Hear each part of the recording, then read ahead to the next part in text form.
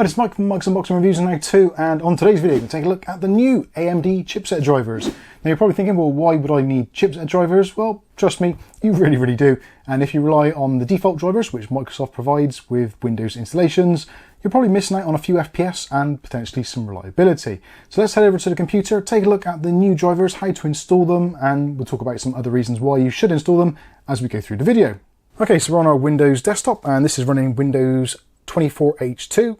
Which is the latest update as of today's recording date, which is the 25th of October 2024.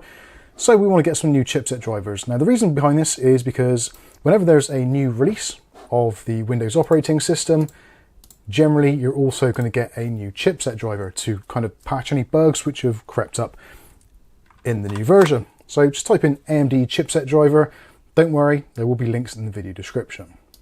So you can click on the driver and support for processors and graphics, except cookies if you want to. So Windows 10 and 11 drivers are essentially pretty much all the same. There's various ways you can do this. If you've got an AMD graphics card and also an AMD processor, then you can do the download Windows drivers and just do the automatic auto detect. That's probably the easiest way. Alternatively, if you have an NVIDIA graphics card, but you have a AMD processor and AMD motherboard, then you can go down to this part here, so you can browse manually. So go to chipsets, choose yours. So whether it's AM4 or AM5, I'm actually on AM5 here. To be honest, it doesn't make a great deal of difference. You can choose whatever you want because the drivers now are kind of what they call all-in-one. So they basically work for pretty much everything. So if we look here, you've got the Windows 11 version and the Windows 10 version. If you click on the Windows 10 version or the Windows 11 version, you can see the driver details and it'll actually tell you what chipsets it supports. So basically it's everything from the Series A processors, 7th gen, which is a long time ago, all the way through all the various iterations, Ryzen 5000, 3000, etc. 3rd gen Ryzen, 1st gen Ryzen, all that kind of stuff. So yeah, this covers pretty much everything that AMD have made up to the present day. So no, that is a little bit about that. Let's close that one down. And we'll go back to the start here. I'm just going to do the automatic one. I find this to be just as easy, and at least you know you're going to get the right thing. So once that's downloaded, the web exe, close that window, double click on the AMD software.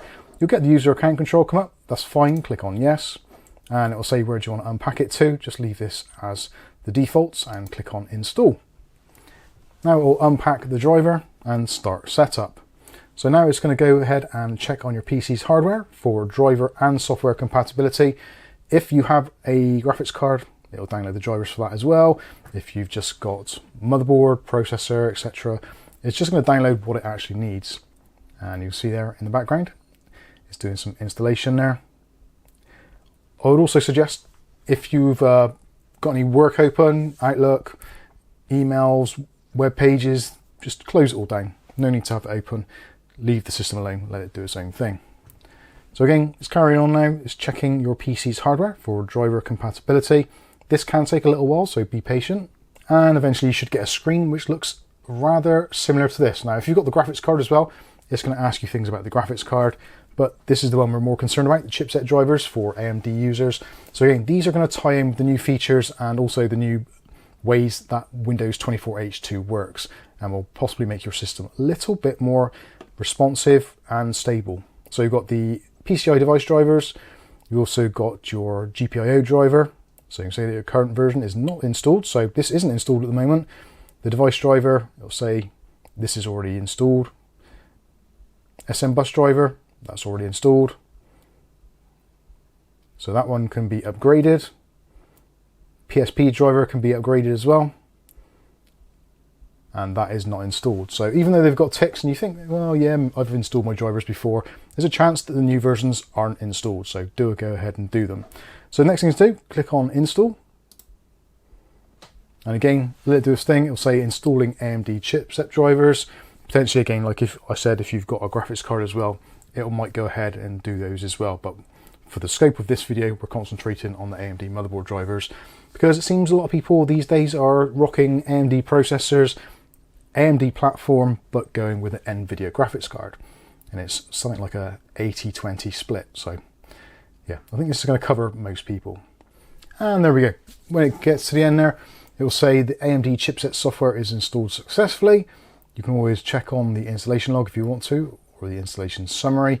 And that is essentially it. So you can choose now whether to close or to restart.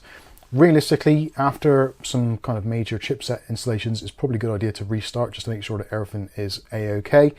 But that is pretty much it. So hopefully now you'll have your AMD chipset drivers working in tandem with your latest version of Windows 11 24H2.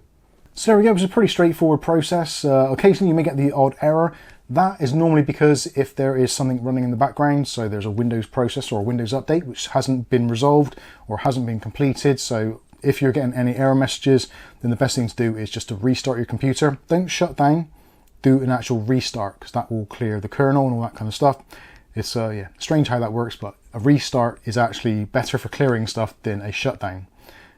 Yeah, Windows. Anyway, hopefully this video has been useful to you. If it has, smash the like button.